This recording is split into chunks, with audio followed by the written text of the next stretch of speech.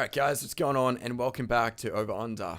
Since my previous video, I've been playing a little bit more of the carry-ish heroes. It's very hard to call any hero in this game a carry, because every hero of course has the potential for great impact, but my personal favorites for carrying games, I haven't been touching them up until this point. So heroes like Zarya, McCree have been completely put away to the wayside, but now that we are over 3000 MMR, I'm trying to, start playing those heroes once again and look forward to actually, moving on towards the road to Masters. So this game in particular, I felt like picking Zarya, but if you saw my team composition in the beginning of the match, it would have been complete MMR suicide. You'll notice that we had a solo healing Zenyatta, a Genji player that didn't get Genji, and emotions were definitely running hot, and I did my best to stem the bleeding just a little bit by picking a hero that we actually needed instead of picking the hero that I actually wanted to play this game. So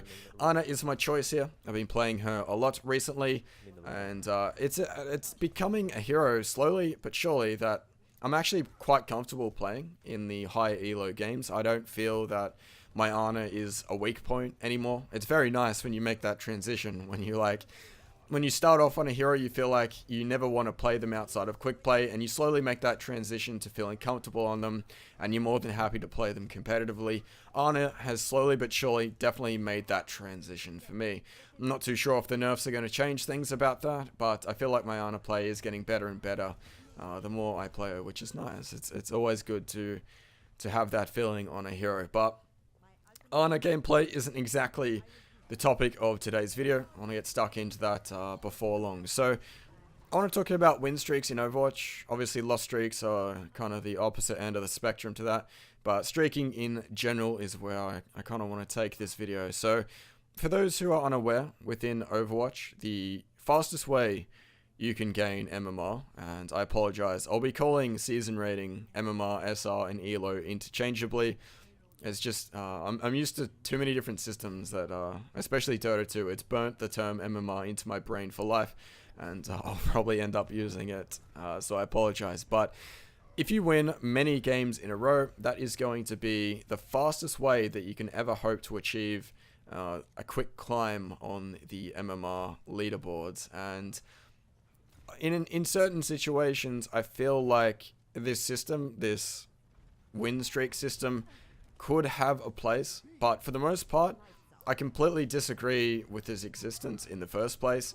I should mention that the two examples that I can only really hope to, play devil's advocate with is accounts, for whatever reason, that have an MMR that is either higher than it should be or lower than it should be, whether they be boosted via illegal methods or the brand new accounts who calibrated a lot lower than they are actually playing at. So for this account, I played a lot of Lucio at the very beginning. I wanted to play very low impact heroes because I didn't want to be that guy that, has a 2000 MMR account but plays like a top 500 player. I didn't want to be that piece of shit in the matchmaking system that people had to deal with. So for me, at the very least, I didn't go on too many win streaks, but I can imagine if I did play heroes such as Zarya, McCree, Widowmaker, I probably would have had a higher chance of getting these win streaks. And in that situation, I probably would have deserved the win streak, despite the people not being, deserving victims of me being in the games against them. It completely skews the matchmaking system if I were to play like that, which is why I picked Lucio. But anyway, that is a situation where I do believe the win streak system can potentially be viable and have a decent place in the competitive system. But where I don't believe it should have a place is where the majority of the player base lies. Once you have your season rating calibration, that's one thing. Maybe it goes up or down a little bit since then. But once you've been solidified into the system with, let's say, what's a decent amount of games played in a current, in any given one season, if you think of players who have at least 50 wins on their account, for example, how many of those players are realistically too far from where they need to be in terms of their accurate skill rating? And my personal, opinion on this is that they definitely are very close, if not exactly where they should be. And if they're not, they probably don't need to be accelerated in that process. All that ends up doing is creating inaccuracies within the matchmaking system itself. And I must say, I swear to fuck, I've been earth shattered 3 times directly after nano boosting my own Reinhardt in this game. But a little bit off topic, but it was kind of annoying. I feel like I was getting good nano boosts off, but I was always dying immediately after. And for this round, I noticed that my ally actually ends up picking Mercy, the hero that I was probably going to pick for myself. So I make a transition to Zarya. But to keep things a little bit back on topic, within Overwatch, you've probably noticed if you've been playing for a while through Season 1 or 2, that the matchmaking can feel very up and very down. And I think the streaking system is the biggest influence into why this is a reality. In a game like Dota 2, I feel like my MMR, it goes up and down very slightly, but very consistently. You can see a pattern emerging. If you're losing games a lot, you'll start, declining MMR. If you win a lot, you'll slowly go up. But in Overwatch, if that same level of performance increase or decrease is a reality, your MMR gets reflected much harsher, much quicker, and it becomes a lot more rewarding and a lot more dissatisfying depending on how your performance is going. So this creates a situation where players who also perhaps they get a little bit lucky, right? Let's go, for example, a player with 2.8k MMR gets on himself a 7 win streak and ends up in the ballpark of 3.2k, when their actual MMR realistically is around that of around 3k. So we've got a 3k player with a rating of 3.2. In a completely accurate situation, this would never be a reality, right? A 3.2k player should be a 3.2k player by definition. It should not be possible through a win streak for somebody to achieve a level higher than what they actually deserve. While that is a problem in its own right, the opposite effect of this is that if somebody is at a higher rating that they deserve, they are more likely to lose the game and therefore are more prone to going on lose streaks.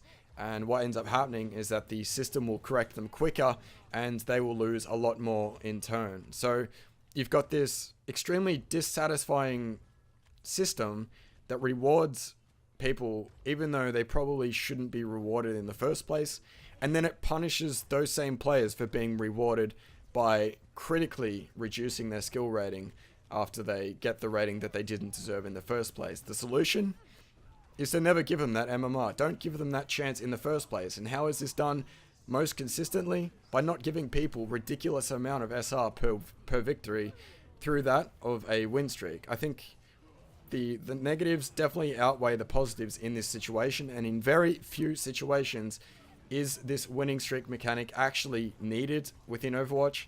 You can understand the thought process behind it, right? You want games to be even, you want teams to be even, so the matchmaking is balanced, and you want this process to be as quick as possible. But instead of creating this efficient matchmaking system that accurately places people where they should be extremely quickly, and effectively, it just feels like they're cutting corners. And instead of getting all these players where they should be as fast as possible, you have misplaced people a lot of the times in both ends of the spectrum consistently.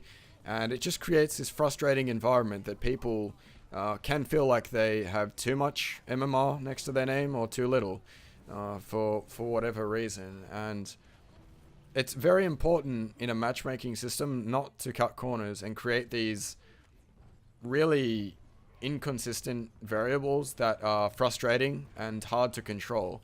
And I think the only way you can really remedy this is by creating a constant and understandable method of gaining or losing MMR. And the most simple, of course, is by giving people balanced games and a balanced amount of MMR gained or lost per victory or loss respectively. And I think a suitable amount of 20 to 25 is a good number to work with. When you start flirting with numbers that are double that, triple that, quadruple that, that is when things get a little bit hectic and out of control. But what do you guys reckon? Am I on a tangent that doesn't need to be had? Is this whole concept a figment of my imagination, and are win streaks actually the way to go? As I said before, I do think they do have a place, but I don't think they're accurately in a place where they should be at the moment as they stand. And I just think they have too much of an impact onto accounts that don't need said impact had on them. And I think it just creates a frustrating MMR climbing environment that a lot of people are dissatisfied with. But anyway, we end up finishing the game 3-0 thanks to a decent hold. And I definitely credit a lot of the success of this game from Zarya. Such a strong hero when you play correctly and or you're not punished completely. But despite the team early on being very emotionally damaged individuals, we managed to pull through and clutch out a pretty decent victory. But with that said, running out of time on this video pretty rapidly. Let me know in the comments if you enjoyed and or have an opinion on my opinion or your own to interject with. It's a bit of a mouthful, but we'll see at the very end of this match just exactly how much MMR we do gain from this single victory. A lot of my allies seemed to not gain much of this MMR. I see one guy complain that he only gets 6 points out of this single victory, and you'll see for yourself just how much I gained simply because I was on a win streak. Did I deserve this MMR? Did I deserve not to get it? I guess we'll never know, and I guess that is still up for debate. But anyway guys, this has been Overunder. Thank you for watching the video. Hopefully you enjoyed, and I'll see you guys in the next one.